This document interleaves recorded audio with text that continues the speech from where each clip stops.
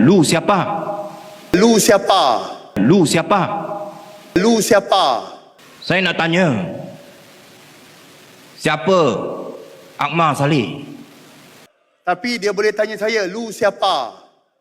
Daripada pemuda UMNO, di mana budak Jasin tersebut mengatakan kita Pakatan Harapan ataupun DAP sepatutnya keluar daripada Kerajaan Perpaduan Negeri Melaka. Ni gua nak cakap, gua siapa? Lu tunggu. Soalan yang kerap ditanya oleh ahli-ahli kita ialah, patutkah DAP kekal dalam Kerajaan Perpaduan? Dengan ini saya meletakkan jawatan saya sebagai Esko Kerajaan Negeri Melaka berkuat kuasa pada minggu hadapan.